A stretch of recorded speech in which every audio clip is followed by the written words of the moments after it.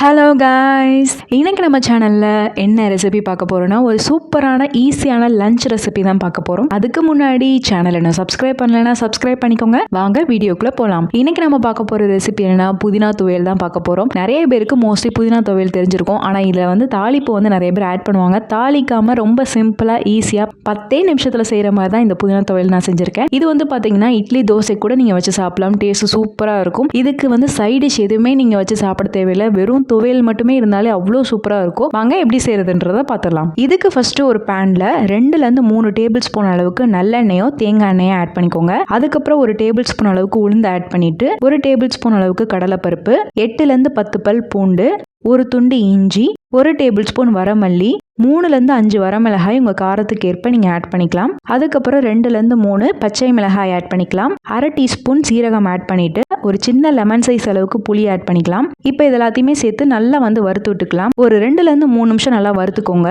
அதுக்கப்புறம் 2 கைப்பிடி அளவுக்கு புதினா இலைகள் ஆட் பண்ணிக்கலாம். இந்த புதினா ஒரு கட்டு அளவுக்கு இருக்கும். கொத்தமல்லி ஆட் பண்ணி செய்யும் போது நல்லா டேஸ்டாகவும் நல்லா மணமாகவும் இருக்கும். கொத்தமல்லி ஆட் பண்ணிட்டு கொஞ்சமாக கருவேப்பிலை வாசத்துக்காக நான் ஆட் பண்ணியிருக்கேன். இப்போ இது எல்லாத்தையுமே சேர்த்து நல்லா வதக்கிக்கோங்க. ரொம்ப வதக்க தேவையில்லை, ஒரு 2 நிமிஷம் வதக்கினா போதும். இப்போ வந்து அரை டீஸ்பூன் அளவுக்கு உப்பு ஆட் பண்ணிக்கலாம். அதோடய சேர்த்து 1/4 டீஸ்பூன் அளவுக்கு பெருங்காயத்தூள் ஆட் பண்ணிக்கலாம். புதினாவும் கொத்தமல்லியும் ரொம்ப வதக்கக்கூடாது. ஏன்னா நீங்கள் ரொம்ப வதக்க ஆரம்பிச்சிட்டிங்கன்னா அதோட சத்து எல்லாமே போயிடும். ஸோ ஒரு 2-3 நிமிஷம் மட்டும் வதக்குங்க போதும். இப்போ இதை வதக்கிட்டு 3/4 கப் அளவுக்கு துருவன தேங்காய் ஆட் பண்ணிக்கலாம். தேங்காயை ஆட் பண்ணிட்டு நல்லா மிக்ஸ் பண்ணிக்கோங்க. தேங்காய் ஆட் பண்ணுறதுக்கு முன்னாடி ஸ்டவ் ஆஃப் பண்ணிடுங்க. இல்லைனா வந்து தேங்காய் வந்து ஒரு மாதிரி டேஸ்ட் மாறுற மாதிரி இருக்கும். இல்லைனா நீங்கள் அரைக்கிறதுக்கு முன்னாடி கூட தேங்காவை ஆட் பண்ணிட்டு அரைச்சிக்கலாம். கம்ப்ளீட்டாக ஆறுன பின்னாடி ஒரு மிக்ஸி ஜார்லையோ பிளெண்டர்லையோ போட்டு தண்ணி விடாமல் கொரகொரப்பாக அரைக்கணும். தண்ணி விட்டு அரைச்சிங்கன்னா அது வந்து சட்னி மாதிரி ஆயிரும். இந்த துவையில வந்து நான் வந்து தண்ணி ஆட் பண்ண மாட்டேன். உங்களுக்கு தண்ணி வேணும்னா லைட்டாக தெளிச்சு அரைச்சிக்கோங்க. அம்மியில் அரைச்சா இன்னும் நல்லா டேஸ்ட்டாக இருக்கும். நான் வந்து அம்மி இல்லாதனால பிளெண்டரில் அரைச்சிருக்கேன். நீங்கள் வந்து மிக்ஸி ஜார்லேயே கூட கொரகொரப்பாக அரைச்சிக்கோங்க. உங்களுக்கு கொஞ்சம் வலுவலுன்னு வேணும்னா தண்ணி வந்து தெளிச்சு ஆட் பண்ணிக்கோங்க. ஆனால் இப்படி சாப்பிடும் போது டேஸ்ட் சூப்பராக இருக்கும். ஸோ ட்ரை பண்ணி பாருங்க.